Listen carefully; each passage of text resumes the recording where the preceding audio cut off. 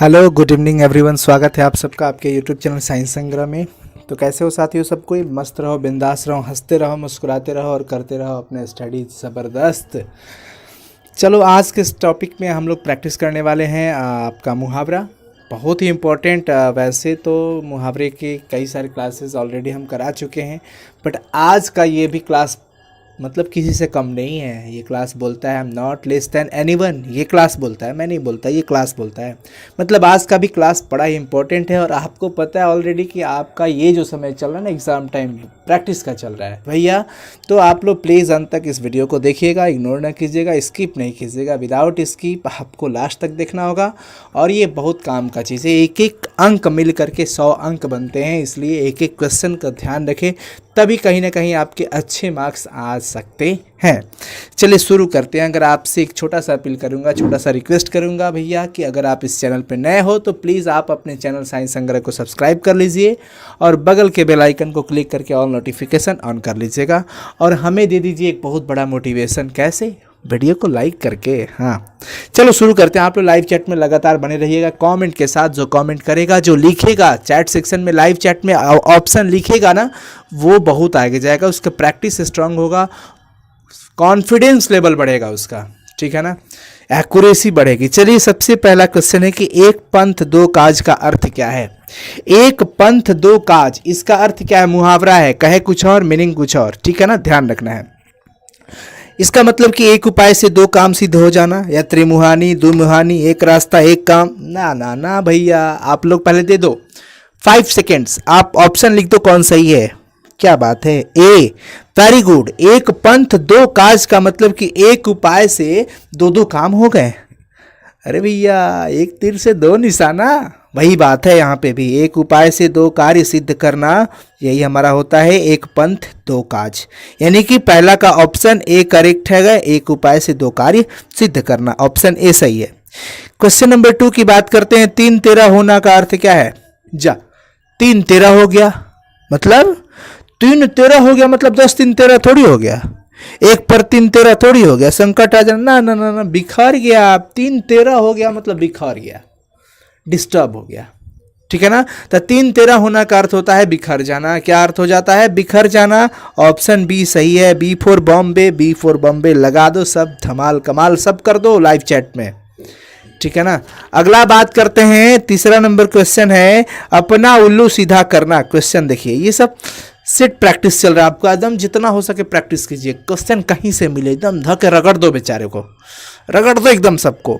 अपना उल्लू सीधा करना का अर्थ क्या? उल्लू सीधा करना का मतलब हो जाता है अपना काम निकाल लेना। अपना उल्लू सीधा कर ले मतलब अपना काम निकाल लिए, सिंपल सा मीनिंग हो गया। ऑप्शन ए करेक्ट हो जाएगा, ए फॉर इलाहाबाद, ठीक है ना।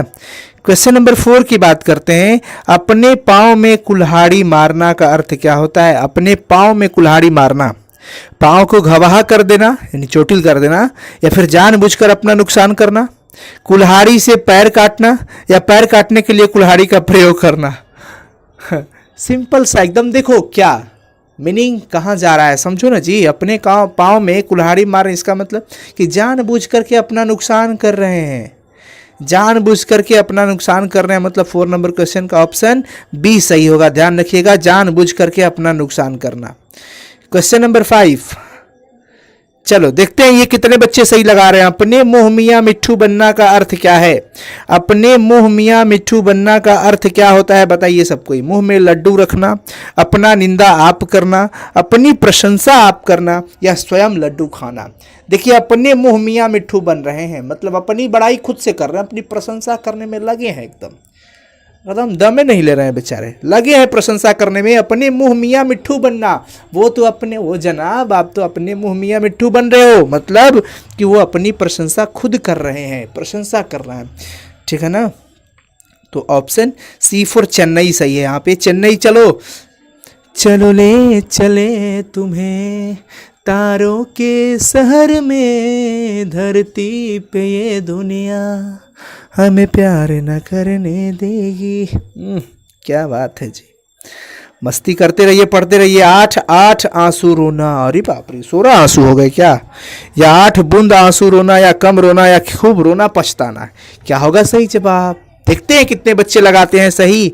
8 8 आंसू रोना मतलब 8 8 16, कमाल के ऑप्शन है ना, हंसी आते हैं ऑप्शन देख करके। पर कब? जब आपको सही आंसर पता हो तब। 8 8 आंसू रोना मतलब खूब रो रहे हैं, पछता रहे हैं, खूब रो रहे हैं, पछता रहे हैं। खूब रोइला रोइला। Option D. 7 नंबर क्वेश्चन की बात करते हैं। एड़ी चोटी का पसीना एक करना। अब लो, एड़ी से चोटी तक पसीना एक है, एड़ी का चोटी का पसीना एक कर देना। इसका मतलब क्या है? कठिन परिश्रम करना या एड़ी से पसीना निकालना। अब कौन कह रहा है भैया आप एड़ी से पसीना निकालो? पसीना बहाना या चोटी का पसीना नहीं निकालना? चोटी का पसीना नहीं निकलना, चोटी में रखे रहो। एड़ी चोटी का पसीना एक करना मतलब कि बहुत ही ज्यादा परिश्रम करना, कठिन परिश्रम करना। 7 नंबर क्वेश्चन का ऑप्शन ए हो जाएगा। अंत तक रहना आप, पढ़ाई बहुत जरूरी है। कच्चा चिट्ठा खोलना का अर्थ क्या है? चिट्ठी फाड़ना या फिर भंडा फोड़ करना, लिफाफा खोलना या लिफाफे बाजी करना। क्या होगा सही जवाब? भंडा फोड़ करना। कच्चा चिट्ठा खोलना मतलब कि भंडा फोड़ हो गया। जा भैया, सिक्रेसी मेंटेन थी बट सिक्रेसी तो भंडा फोड़ हो गई। ऑप्शन बी हो जाएगा। क्वेश्चन नंबर 8 का ऑप्शन बी हो जाता है। क्वेश्चन नंबर 8 का सही ऑप्शन क्या हो जाएगा? B for Bombay. चलिए अगला बात करते हैं क्वेश्चन नंबर 9 का। क्वेश्चन नंबर 9 है कि काम तमाम करना का क्या अर्थ है? काम तमाम करना का अर्थ क्या होगा ये बताना है। काम तमाम करना यानी कि मर जाना, काम नहीं करना, मार डालना या काम खत्म कर देना। काम तमाम करना। अब लीजिए ना जी, कामे तमाम कर रहे हैं। 9 का सी, मार डालना। रुको रुको तुम्हारा कामे तमाम कर देते हैं। ऐसा लोग बोलते हैं ना कि अरे जाओ ससुरा का काम तमाम कर दो, ऐसा लोग बोलते हैं कभी कभी। मैंने मुहावरा का यूज तो भैया डेली होता ही रहता है ना। तो काम तमाम करना का मतलब हो गया मार डालना। Option C for Chennai. Question number 10 की बात करते हैं। कलम तोड़ना का अर्थ क्या है? कलम तोड़ना। कलम तोड़ना का अर्थ कलम तोड़ना ही है या कलम नहीं टूटी या दवात फूटी या खूब बढ़िया लिखना? क्या अर्थ निकलता है इसका?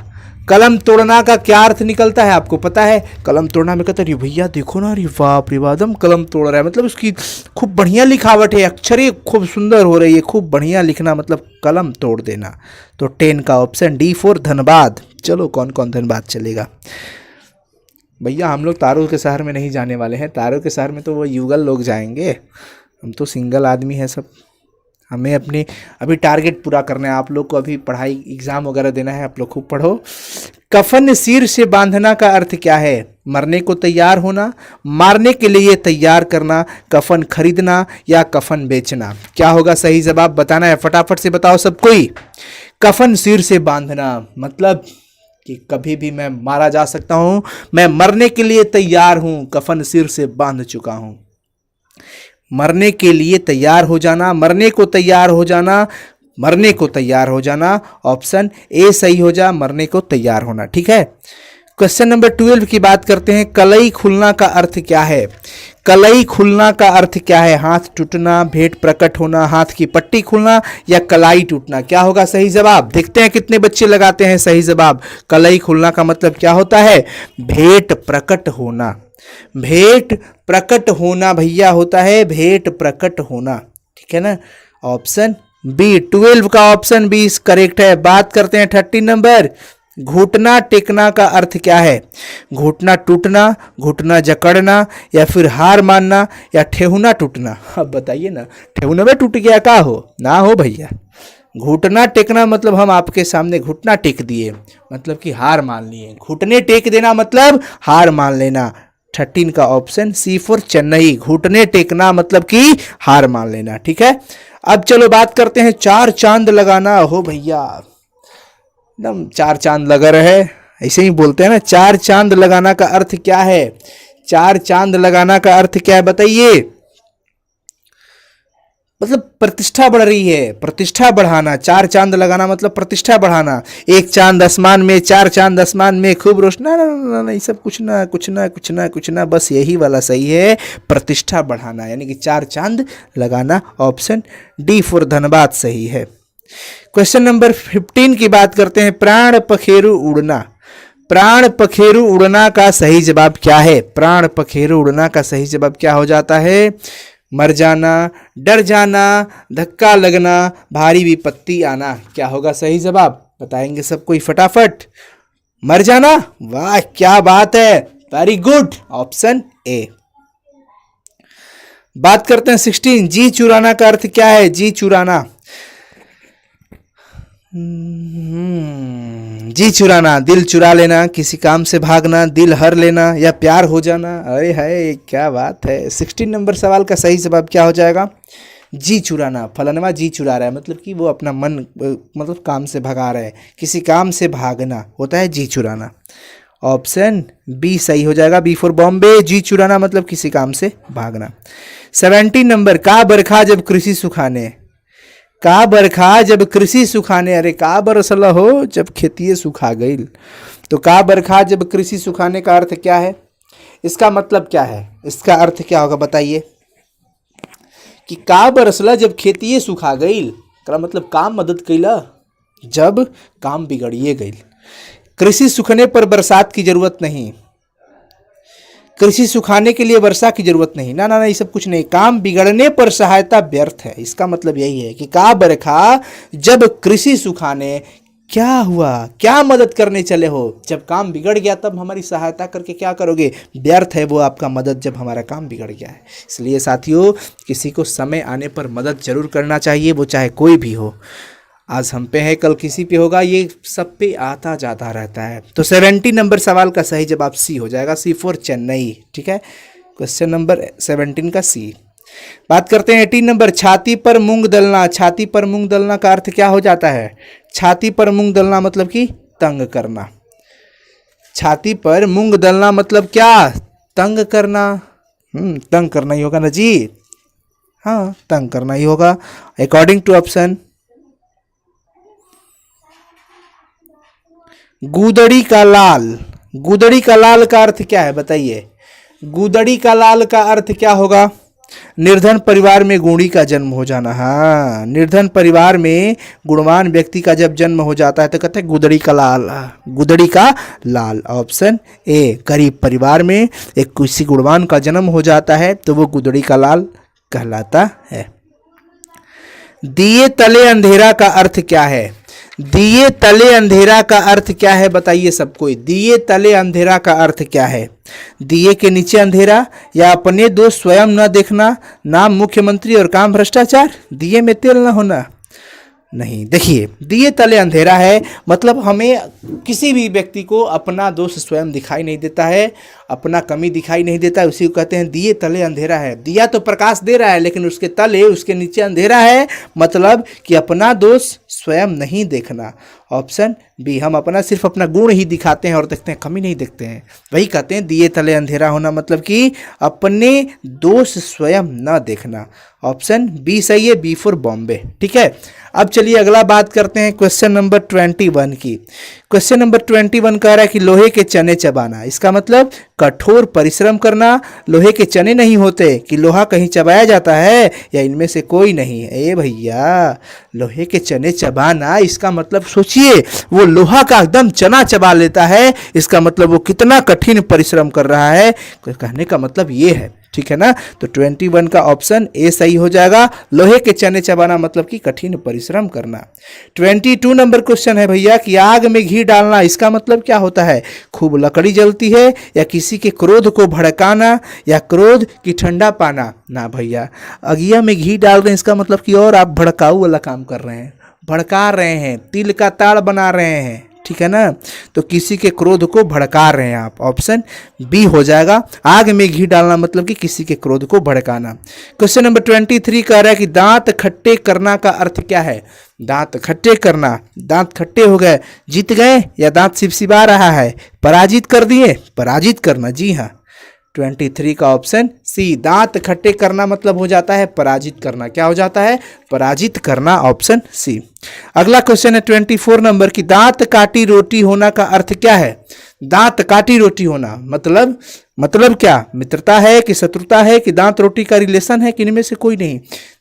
दांत काटी रोटी होना मतलब कि एक ही दांत की रोटी खाते, कितनी संबंध गहरा है भैया, मित्रता है। क्या है, मित्रता हो जाएगा। ऑप्शन ए सही है, ऑप्शन ए। 24 नंबर क्वेश्चन का option A for Allahabad. 25 number सवाल है, अक्ल पर पत्थर पड़ना। अक्ल पर पत्थर पड़ना का अर्थ क्या है? अब बताइए। अक्ले पे पत्थर पड़ गया है मतलब पत्थर से मार रहा है वो ना, अकल से मार रहा है? बिल्कुल ना। अकल से मार खा गया? ना ना ना ना, ना। बुद्धि भ्रष्ट है उसका। अकले पे पत्थर पड़ गया है मतलब कि बुद्धि भ्रष्ट है। ऑप्शन डी, अक्ल पर पत्थर पड़ना मतलब कि बुद्धि भ्रष्ट हो जाना। 26 नंबर क्वेश्चन है कि पीठ दिखाना का अर्थ क्या है? पीठ दिखाना, आपने पीठ दिखा दिया मतलब, पीठ दिखाना का मतलब कि हार करके भाग जाना। आप पीठ दिखा गए, हरा देना नहीं। हरा देना वो थोड़ी होता है जो पीठ दिखाएगा। पीठ दिखाना मतलब आप भाग रहे हो और शत्रु को या फिर एंटी पार्टी को आप पीठ दिखा रहे हो, हार कर भाग जाना। ऑप्शन बी सही होगा इसमें, बी फॉर बॉम्बे। 27 नंबर सवाल देखिए, हाथ मलना का अर्थ क्या है? पूछ रहा है कि हाथ मलना मुहावरा का अर्थ क्या होता है। अब देखिए, हाथ मलने की जब बात आई तो हाथ साफ करना, हाथ रगड़ना या हाथ मिलाना या पछताना। अब क्या, अब बैठ के हाथ मल रहे हो ऐसा कहते हैं ना लोग, इसका मतलब कि वो पछता रहे हैं। अब तो सिर्फ पछताना ही पछताना है।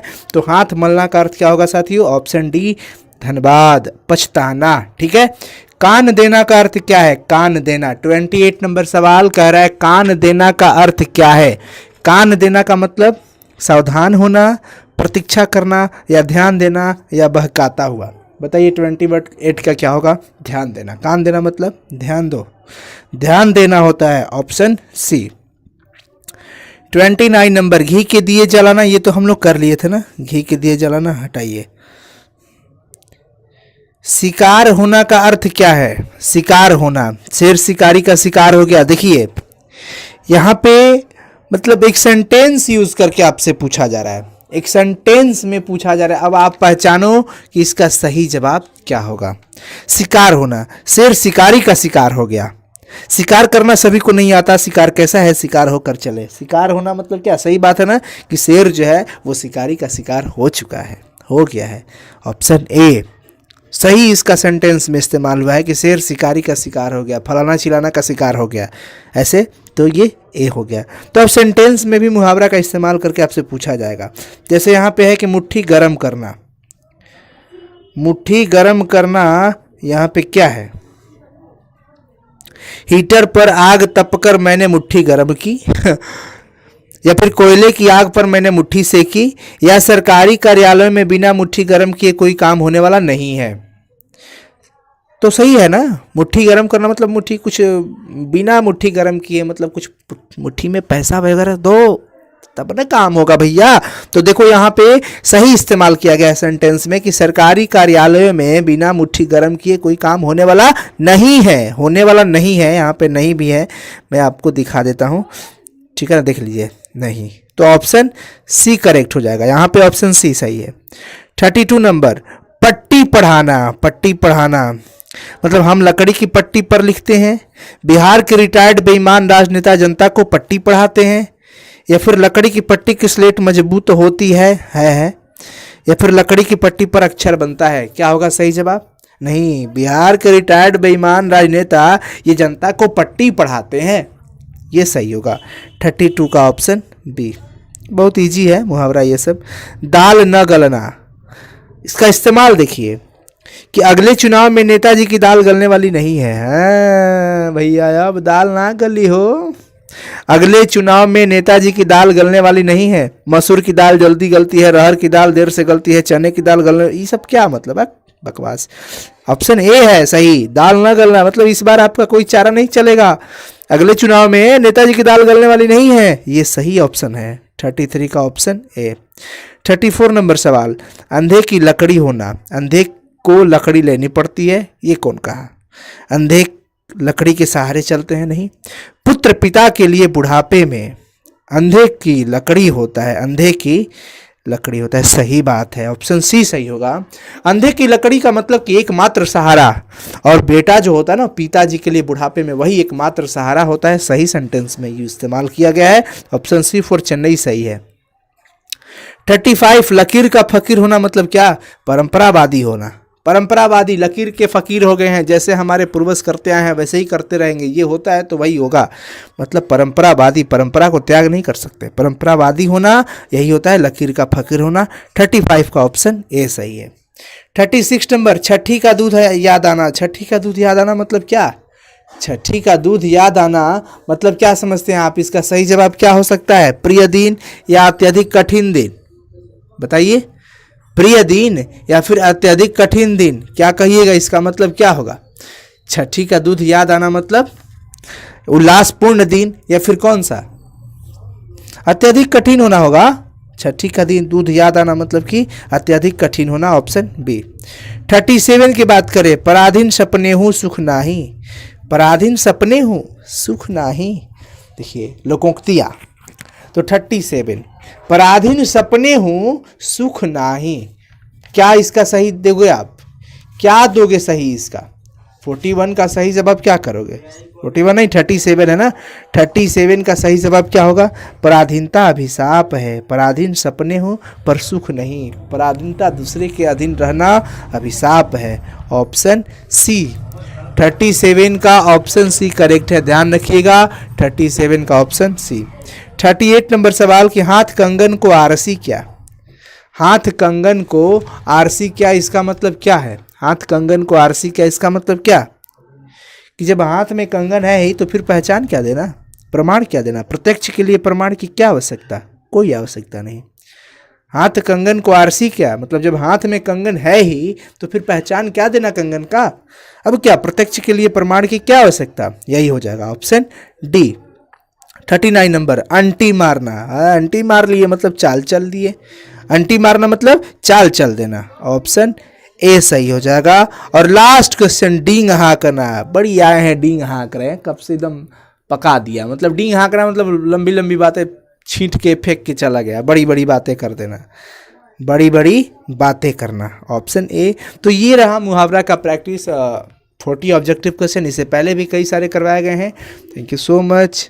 आप सब मस्त रहो, बिंदास रहो, पढ़ते रहो। Bye bye, good night to all of you. PDF telegram channel पे मिल जाएगा। Bye bye. प्लीज़ इसे शेयर कर दीजिएगा सब कोई, और कमेंट करके ज़रूर बताना कि आज का ये इंपॉर्टेंट सेशन